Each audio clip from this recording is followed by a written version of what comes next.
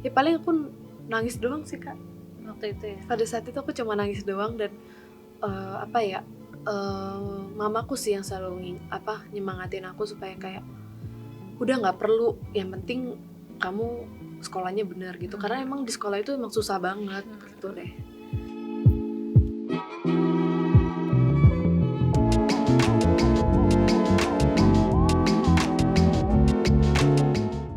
Akhirnya apa sih kayak titik balik kamu gitu ngerasa kayak udah deh gitu nggak bisa kayak gini terus dan kamu harus mulai kayak lebih sayang sama diri kamu, menerima diri kamu gitu.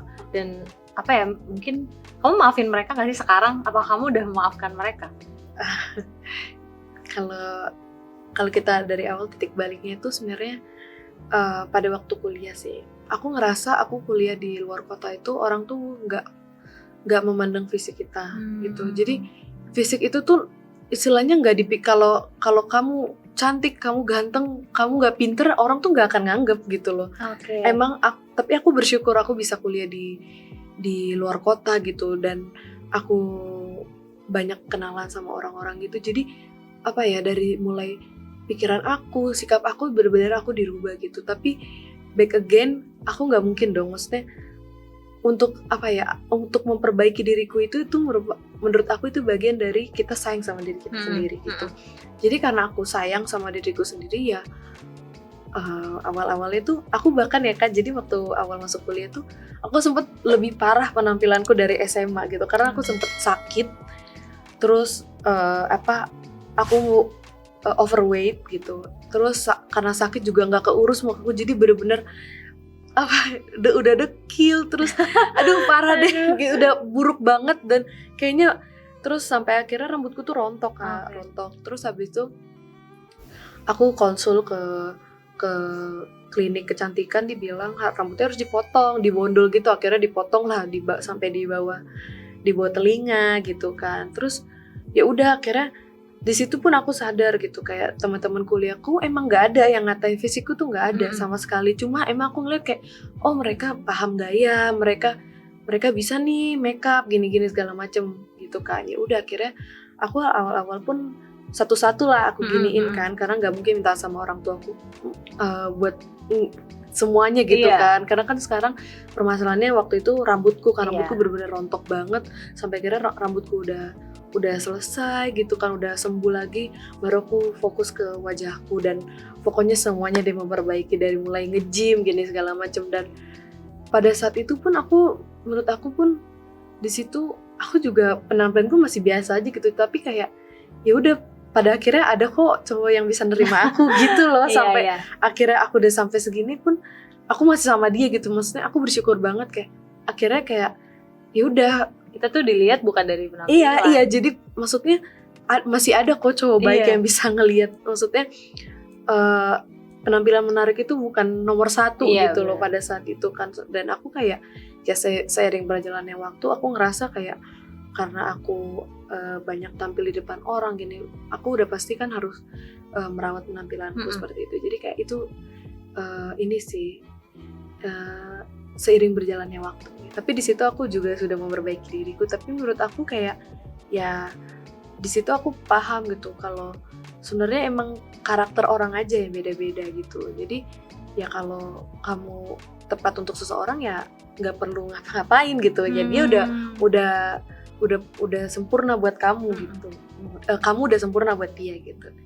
Kalau pertanyaannya udah maafin, pasti udah maafin sih Kak, tapi kayaknya untuk berkomunikasi nggak mau. Karena ujung-ujungnya pun mereka yang berusaha buat nge-reach aku di media sosial. Jadi menurut aku kayak ya udah gitu, kayak aku nggak perlu ngomong yang jahat, aku nggak perlu balas apa yang mereka lakuin ke aku. Jadi menurut aku kayak ya udah, aku tunjukin aja kayak aku bisa loh, aku nggak yang seperti yang kalian bilang aku nggak bisa berkembang gitu segala macam gitu sih. Jadi dimaafkan, tapi ya udah biarin itu jadi masa lalu aja. Nggak perlu untuk komunikasi lagi sih. Jadi ya udah. Dan kayak yang tadi Gaby bilang, aku setuju sih bahwa ketika kita bangkit terus kita kayak memperbaiki penampilan gitu ya, itu bukan sekadar kayak biar dilihat sama orang atau dan juga bukan untuk pengen balas dendam, tapi ya itu tadi adalah bentuk gimana kita menyayangi diri kita aja gitu. Bener.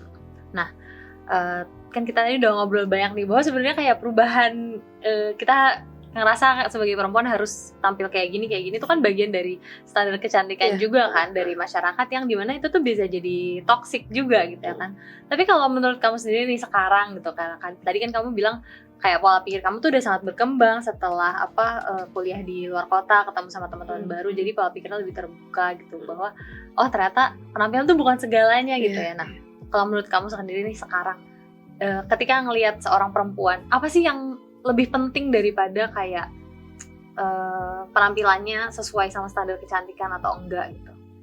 Ya udah pasti aku tuh minder banget sama perempuan yang pola pikirnya maju banget. Maksudnya kayak dia tuh bisa ngerjain banyak hal gitu, terus tapi tetap outputnya tuh tetap bagus gitu. Aku minder sih sama cewek-cewek yang kayak gitu. Jadi kayaknya sekarang tuh kecantikan tuh udah bukan nomor satu sih. Yang pasti pola pikir, kecerdasan kita sebagai perempuan bisa ngelakuin apapun gitu, bahkan bisa melebihi laki-laki gitu. Jadi pola pikir, kecerdasan dan prestasi ya. Iya, benar. Perempuan yang berprestasi. Benar.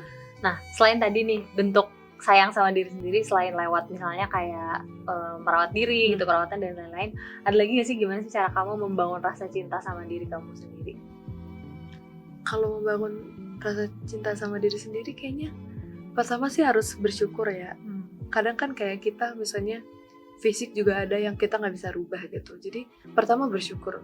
Kalau kita udah bersyukur, ini mungkin agak terdengar kayak klise, iya benar gitu kan. Cuma menurut aku itu sih yang penting, pertama bersyukur.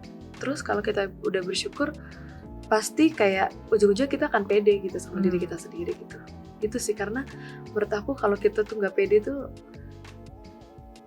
ujung-ujungnya bisa ngerugiin diri kita sendiri. Maksudnya pede tuh bukan berarti kita harus kayak show off atau gimana. Maksudnya kita pede untuk nunjukin kemampuan kita, pikiran kita kayak gitu. Oke. Nah, ada nggak tips yang bisa kamu share ke style lovers buat biar pastinya kan style lovers juga banyak nih yang mungkin sekarang mengalami hal kayak gini, kan banyak banget dialami sama perempuan. Biar bisa lebih menerima dan mencintai dirinya sendiri. Oh, oke. Ya, sebenarnya tipsnya kayaknya cuma satu. Pahami dirimu maunya kayak gimana. Maunya kedepannya maunya sukanya ngapain nih gitu. Ya udah, kembangin apa yang udah kamu bisa atau yang pengen kamu kembangin kayak gitu. Jadi fokuslah sama diri sendiri, nggak usah banding-bandingin sama orang lain, karena perjalanan hidup orang tuh beda-beda. Ada yang di umur segini udah kayak gini, ada yang di umur segini baru kayak gini gitu. Jadi semuanya itu butuh proses, dan proses setiap orang tuh beda-beda gitu. Dan nikmati aja. Nikmati. Seiring dengan waktu kita nggak sadar, oh ternyata aku udah sejauh ini gitu benar. Ketika kita fokus sama diri. Benar. Oke deh Gaby, makasih banyak ya udah mau sharing sama style lovers hari ini. Semoga sukses selalu. Amin. Karirnya, dan juga sebagai seorang perempuan bisa terus berkembang. Amin. Ya kan. Dan semoga style lovers di rumah juga pastinya ya. Nah itu dia style lovers, bincang-bincang aku sama Gaby. Podcast ini juga ada di Spotify, Semua Bisa Cantik, kalau teman-teman mau dengar versi audionya ya. Buat teman-teman yang suka video ini dan obrolan aku sama Gaby hari ini, jangan lupa klik like, comment, share, dan subscribe ke channel YouTube Stylo Indonesia biar kamu nggak ketinggalan video-video berikutnya. Sampai ketemu lagi.